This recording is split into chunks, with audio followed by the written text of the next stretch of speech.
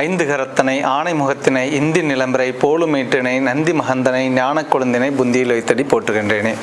ஓம் செங்கேல் எடுத்த சினவடி வேலும் திரும்பவும் பங்கே நிறைத்தனர் பன்னிருதோளும் பதுமமலர் கொங்கே தரளம் சொரியும் செங்கோடை குமரன் எங்கே நினைப்பினும் அங்கே என் முன் வந்து எதிர் நிற்பனே. ஆலய தீபம் சேனல் வாயிலாக உங்களை சந்திப்பதில் மகிழ்ச்சி அடைகிறேன். நான் தருமபுரி ஜோதிடர் பாலாஜி. நம்ம ஆலய தீபம் சேனலில் வந்து நம்ம நிறைய வகையான வீடியோக்கள் வந்து போட்டுட்ருக்கோம். ஒவ்வொன்றுமே பார்த்திங்கன்னா அது வந்து வாஸ்து ரீதியாகவும் நியூமராலஜி ரீதியாகவும் ஜோதிட ரீதியாகவும் வந்து ஒவ்வொருத்தருக்கும் வந்து எந்த மாதிரியான வேலை தொழில் இதெல்லாம் செய்யும்போது அவர்கள் ஏற்றம் பெறுகிறார்கள், எந்த மாதிரியான கோயிலுக்கு போகும்போது அவர்களுக்கு மாற்றம் கிடைக்குது. சார் நான் 100 ஜோசியரை பார்த்துட்டேன் சார், அவங்க சொன்ன பரிகாரமெல்லாம் பண்ணிட்டேன் சார், நான் ஜெயிக்க முடியல. முதல்ல உங்கள் ஜாதகத்தில் எந்த மாதிரியான கிரக அமைப்புகள் இருக்குன்னு பார்த்து அதற்கான கோயில் எடுக்கணும். சுப்பிரமணியர்னா எல்லாருமே முருகர் கிடையாது, சண்முகன்னா முருகர் கிடையாது, பாலமுருகர்னா முருகர் கிடையாது, அதாவது மயூரநாதர். ஒவ்வொருத்தரும் அதாவது நீங்கள் வந்து யாரை வழிபடணுன்றது உங்கள் ஜாதத்தில் இருக்குது. மொத்தமாக முருகர் போங்க அப்படின்னா எல்லாரும் திருச்செந்தூர் போயிட்டா ஜெயிச்சிட முடியாது. யாருக்கு எந்த மாதிரியான கோயிலுக்கு போனால் ஜெயிக்கணும் அப்படின்றத வந்து ஜெயிப்பாங்க அப்படின்றத பார்த்து நம்ம முடிவு பண்ணும்போது தான் நம்ம மிகப்பெரிய வெற்றியை அடைய முடியும். இந்த மாதிரி நிறைய விஷயங்களை வந்து நம்ம சேனலில் பார்த்துட்டு இருக்கும்போது இந்த சேனல் வந்து சப்ஸ்கிரைப் பண்ணிக்கோங்க.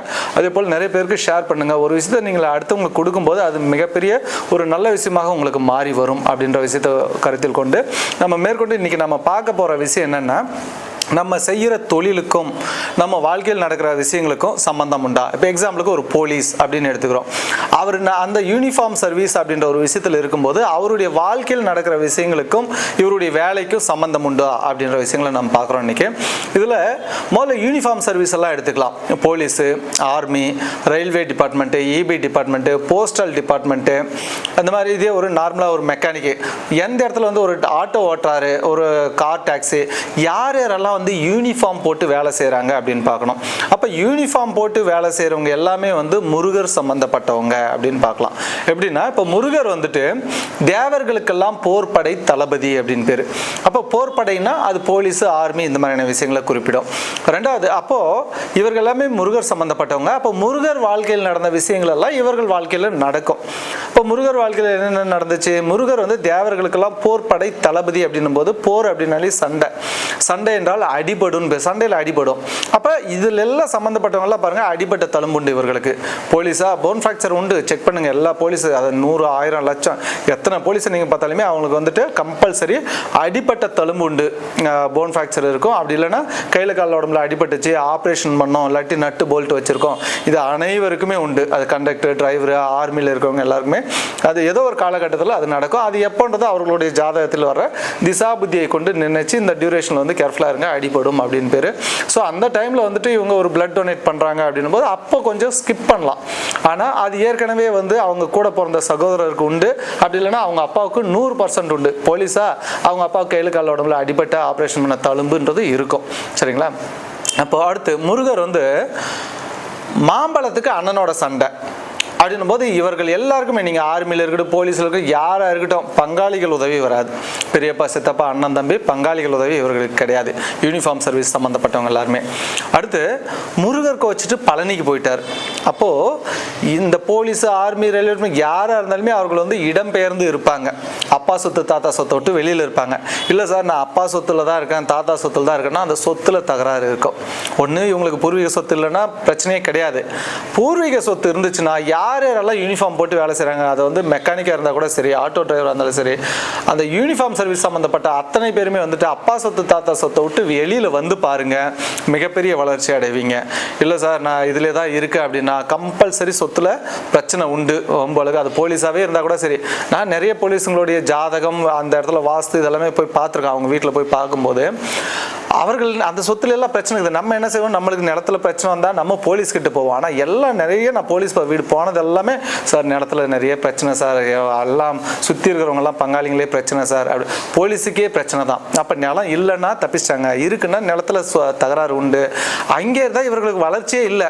வெளியில் பார்க்கும்போது அவங்க வந்து நிறைய ஏதோ ஒரு வகையில் சம்பாதிக்கிறாங்க, அவங்க நல்லா மகிழ்ச்சியாக இருப்பாங்கன்னு நம்ம நினைக்கிறோம்.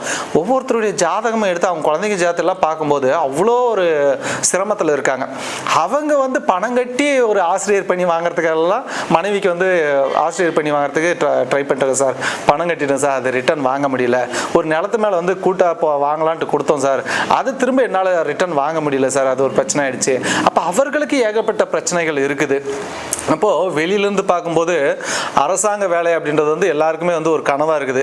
இன்றைக்கி பெண் கொடுக்குறவங்க எல்லாமே கவர்மெண்ட் வேலையாக இருந்தால் சொல்லு மாப்பிள்ளை, இப்படியே வந்து நிறைய பேர் இன்றைக்கி திருமணமாகாமல் இருக்காங்க. ஐடி ஃபீல்டில் இருக்காங்க, லட்சமாக சம்பாதிக்கிறாங்க. ஆனால் எனக்கு பெங்களூரில் வீடு வேணும், சென்னையில் வீடு வேணும் பையனுக்கு, அப்போ தான் நாங்கள் பொண்ணு கொடுப்போம். ஏதோ ஒரு காரணத்தால் வந்து பெண் கொடுக்குறதுலேயே வந்து இவர்களுக்கு அரசு வேலை இருக்குன்றதெல்லாம் விஷயம் கிடையாது. ஆனால் அதுக்கப்புறம் அதுக்கு பின்னால் வர்ற நிறைய பிரச்சனைகளை வந்து நீங்கள் பார்க்கணும். எங்கெங்கெல்லாம் அரசு வேலை வருதோ அங்கெல்லாம் புத்திரதோஷம் உண்டு. நான் பார்த்த வரைக்கும் வந்துட்டு ஒரு டிஸ்ட்ரிக்டில் எஸ்பியிலேருந்து ஏடிஎஸ்பியிலேருந்து டிஎஸ்பிலேருந்து நிறைய ஜாதகங்கள் பார்த்துருக்கேன். அவங்க குழந்தைங்களுடைய திருமண வாழ்க்கை நிறைய பாதிக்கப்பட்டிருக்கு. சரிங்களா? நிறைய வந்து மனநலம் பாதிக்கப்பட்ட குழந்தைங்க அந்த வீட்டில் இருக்காங்க. அப்போ அரசு வேலைக்கு பின்னால் இருக்கிற ஒரு விஷயத்தை யாருமே பார்க்குறதில்ல. அரசு வேலையும் அதில் உள்ள ஆபத்துகளும் அப்படின்னே வந்துட்டு நம்ம ஆலய தீபம் சேனலில் நான் ஒரு வீடியோ பேசியிருப்பேன்.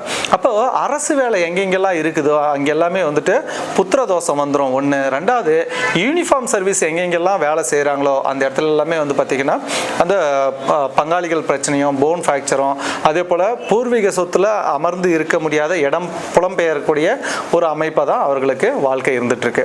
அடுத்து பார்த்திங்கன்னா இந்த இரும்பு தொழிற்சாலைன்னு பார்த்துக்கலாம். அதாவது வெல்டிங் கடைன்னு சொல்லுவாங்க இல்லையா, இரும்பு வெல்டிங்கு, அதே போல் செங்கல், ஹாலோ பிளாக் கல், இந்த ஹார்ட்வேர்ஸ், சிமெண்ட் கடை, கம்பி கடை, இதெல்லாமே பார்த்திங்கன்னா கெட்டியாக இருக்கும். சிமெண்ட் செங்கல் எப்படி இருக்குங்க, ஹார்ட்வேர்ஸ் கெட்டியாக இருக்கும். இரும்பு எப்படி இருக்கும், கெட்டியாக இருக்கும். அப்போ இது சார்ந்த இடத்துல வேலை செய்கிறவங்க எல்லாமே இரும்பு சார்ந்து, செங்கல், ஹார்ட்வேர்ஸு, டிரான்ஸ்போர்ட்டு, இந்த மாதிரியான விஷயங்கள் எல்லாம் இரும்பு சார்ந்த இடங்களில் வேலை செய்கிறவங்க எல்லாமே பாருங்கள். நான் என்ன சொல்லியிருக்கேன்னா, முருகர் தேவர்களுக்கெல்லாம் போர் படை தளபதி. போர்னா சண்டை, சண்டைன்னா அடிபடும், அடிபட்டால் எலும்பு அடிபடும். எலும்பு எப்படி இருக்குது, கெட்டியாக இருக்குது. அப்போது இந்த ஹார்ட்வேர்ஸ் எங்கெங்கெல்லாம் சம்மந்தப்படுதோ அவர்களுக்கும் இதே பிரச்சனை தான். அவர்களுக்கும் பூர்வீகத்தில் இருந்தால் ஜெயிக்க முடியாது. ஒருத்தர் வந்து சொல்கிறார், சார் நான் வந்து ஹார்ட்வேர்ஸ் கடை, சிமெண்ட் கடை இதெல்லாமே போட்டேன் சார், எல்லாமே லாஸ் ஆகிடுச்சு, விட்டுட்டு வந்துட்டேன். எங்கே இருக்கீங்க? அப்பா சொத்தில் இருக்கேன், அப்பா ஊரில் இருக்கேன். ஸோ அவர் வந்து கம்பல்சரி என்னைக்கு இடம் மாதிரி அதே தொழிலை செய்ய சொல்லியிருக்கேன். மறுபடியும் அதே ஹார்ட்வேர்ஸ் கடை தான் உங்கள் ஜாதகத்தில். ஸோ நீங்கள் 100% அவர் வந்துட்டு இப்போ விவசாயம் செய்கிறாரு, வண்டி ஓட்டுறது, என்னென்னமோ பண்ணுறாரு, ஜெயிக்க முடியல. வண்டி இருக்குது அவருக்கு. நான் என்ன சொன்னேன், டிரான்ஸ்போர்ட் தொழில் இருக்குது அப்படின்னு சொன்னேன். ஹார்ட்வேர்ஸ் இருக்குன்னு சொன்னேன். ரெண்டுமே செஞ்சுட்டு நான் தோத்துட்டேன் சார் அப்படின்ட்டாரு. ஸோ இதில் என்ன விஷயம்னா, ஹார்ட்வேர்ஸ் செஞ்சீங்க. நான் வந்து அதுக்கு முன்னாலே அவர் சொல்ல கிடையாது, ஹார்ட்வேர்ஸ் இருக்குன்னு சொல்ல கிடையாது. நான் சொன்னால் ஹார்ட்வேர்ஸ் உங்களுக்கு தொழில், டிரான்ஸ்போர்ட் தொழில்னு சொல்லியாச்சு. அதில் லைட் வெஹிக்கிள்னு சொல்லிட்டேன், டாடாஸ் பிக்கப்னு சொல்லிட்டேன். அதாவது ஆட்டோலாம் எடுத்து ஓட்டி பார்த்துட்டு சார் எதுலையுமே நான் ஜெயிக்கல, இன்றைக்கி ஜீரோவாக உட்காந்துக்கிறேன். அப்போது நான் சொன்ன ஒரே ஒரு விஷயம், அவருக்கு வந்து பூர நட்சத்திரம், ஆண்டாள் பிறந்த நட்சத்திரம், அவர் ஜெயிக்கிற ஜாதகம் தான். எப்போ ஜெயிப்பார் அவர்? ஹார்ட்வேர்ஸ் கடைனாலே வந்துட்டு யார் ஹார்ட்வேர்ஸ் கடை வச்சிருந்தாலையும் அவங்க அப்பா சொத்து, தாத்தா சொத்து, அப்பா ஊரை விட்டு என்னைக்கு வெளியில் வராங்களோ அன்னைக்கு லட்ச லட்சமாக சம்பாதிப்பாங்க. ஸோ வந்துட்டு இவர்களுக்கும் பங்காளிகள் உதவி இல்லை. அப்போ பூர்வீகம் விட்டு இவங்க இடம் பெயரும்போது மிகப்பெரிய வளர்ச்சி வாழ்க்கையை வந்து இவங்க வாழ்கிறாங்க. அதே போல் இந்த மெடிக்கல் லைனில் போவோம். மெடிக்கல் அப்படின்னு யாராவதெல்லாம் வந்து பிஃபார்ம், நர்சிங், மெடிக்கல் அதெல்லாமே பார்த்தீங்கன்னா யூனிஃபார்ம் சம்மந்தப்பட்டது தான். ஒரு பிஃபார்ம் நர்சிங் வந்து ஒரு பெண் இருக்காங்கன்னும் போது அவங்க யூனிஃபார்ம் போட்டு தான் ஒரு கிளினிக்கில் வந்து ஒர்க் பண்ணுவாங்க. அப்போ இவர்களுக்கு எல்லாருக்குமே பார்த்தீங்கன்னா புத்திரதோஷம் இருக்கும். நீங்கள் செக் பண்ணி பாருங்கள், எத்தனை பேர் நர்ஸு, அதாவது அந்த மெடிக்கல் லைனில் இருந்தாலுமே அவர்களுக்கெல்லாம் புத்திரதோஷம் இருக்கும். ஒன்று டிலே சைல்டு பர்த், குழந்தை வந்து லேட்டு சார், 4 வருஷம் குழந்தை இல்லை, மெடிக்கலில் தான் இருப்பாங்க. ஒரு ஜாதகம் கொண்டாந்து ஒரு அம்மா கொடுக்குறாங்க, இந்த பொண்ணு வந்து மெடிக்கல் லைனில் படிச்சிருந்தா கரெக்டாக இருக்கும் அப்படின்னு நான் சொல்கிறேன். ஆமாம் சார், பிஃபார்ம் படிச்சிருக்காங்க, அப்போ கரெக்டு, ஓகே.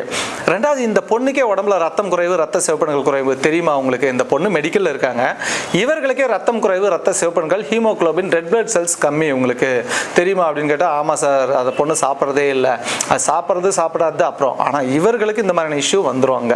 மெடிக்கலில் இருக்கிறவங்களுக்கு எல்லாருக்குமே மெடிக்கல் இஷ்யூ உண்டு. ஒரு ஹார்ட் சர்ஜன், நல்ல அவர் தான் வந்து பெயர் போன ஹார்ட் சர்ஜன் போது அந்த வீட்டில் வந்து ஹார்ட் ப்ராப்ளம் உண்டு. ஒரு ஐ டாக்டர், நல்லா வந்து இவர் தான் இங்கே ஐ ஸ்பெஷலிஸ்ட் அப்படின்னு அவர் கண்ணுக்கு கண்ணாடி போட்டிருப்பார். அப்படின்னும் போது இந்த மெடிக்கல் வர இடத்துல எல்லாமே பாருங்கள் புத்திரதோஷம் வந்துடும். அதாவது டிலே சைல்டு பர்த்து, இல்லாட்டி 2 புண்ணியம் 3 புண்ணியம் ஆண் வாரிசுன்றது, தத்து எடுத்து வளர்க்குறது, தத்து கொடுக்கறது, இந்த மாதிரியான அமைப்புகள் எல்லாமே அந்த இடத்துல வந்துடும். அப்போது தொழில், எந்த தொழில் செஞ்சால் வந்துட்டு எந்த கர்மாவும் இல்லாமல் வாழணும் சார். எல்லா தொழிலுமே கர்மா சார். ஜோதிடம் பார்க்குறது கர்மா, வாஸ்து பார்க்குறது கர்மா, இன்னும் வந்துட்டு நான் போலீஸாக இருக்கேன் கர்மா, ஆர்மி கர்மா, எல்லா தொழிலுமே கர்மா. மீடியாவில் இருக்கீங்களா கர்மா சார், சுக்கிரனுடைய கர்மா. எங்கெங்கெல்லாம் மீடியா வருதோ அங்கெல்லாம் வந்து பார்த்திங்கன்னா இந்த கேன்சர் நிறையா வரும். இப்போ வந்து சினித்துறையில எல்லாம் பாருங்கள், நிறைய பேர் கேன்சரும் சுகரு கிட்னி ப்ராப்ளம் இல்லாமல் யாருமே இருக்க மாட்டாங்க. ஒன்று சுகர் இருக்கும், இல்லை கிட்னி ஃபால்ட்டு, கிட்னி ப்ராப்ளம், இல்லை கேன்சர் சம்மந்தப்படும். நார்த் இந்தியா ஃபுல்லாகவே வந்து நிறைய மிகப்பெரிய ஆக்டர் ஆக்ட்ரஸ்க்கெல்லாம் வந்து கேன்சர் சம்மந்தப்பட்டிருக்கும். அப்போது எல்லா தொழிலும் கர்மானும் போது எந்த தொழிலை தான் நான் செய்யறது, எல்லா தொழிலுமே ஏதோ ஒரு பிரச்சனையை கொடுக்குதுன்னு சொல்கிறேன், நிலத்தில் தகராறு கொடுக்குதுன்னு சொல்கிறீங்க. அப்படின்னும் போது ஒரே ஒரு தொழில் வந்து எந்த ஒரு கர்மாவும் இல்லை, ஃப்யூச்சர் அவங்களுடைய எதிர்கால சந்ததிகளாகவே நல்லா வளரும் அப்படின்னு பார்த்தோன்னா அது உணவு தொழில்னு பேர். அது உணவு தொழில் அப்படின்னும் போது நீங்கள் விவசாயம் செய்தாலும் ஓகே, நான் எங்கே சார் டவுனில் இருந்து போய் ஊரில் வில்லேஜில் நிலம் வாங்கி விவசாயம் செய்கிறது.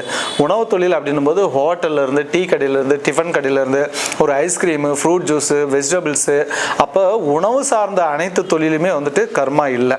அப்போ உணவு சார்ந்த தொழில் யார் பேக்கரி வைக்கிறீங்களா, தாராளமாக வைக்கலாம். அப்போ உணவு சார்ந்த தொழில் செய்கிறவங்க மட்டும் தன்னுடைய கர்மாவை வந்து கழிக்கிறாங்க.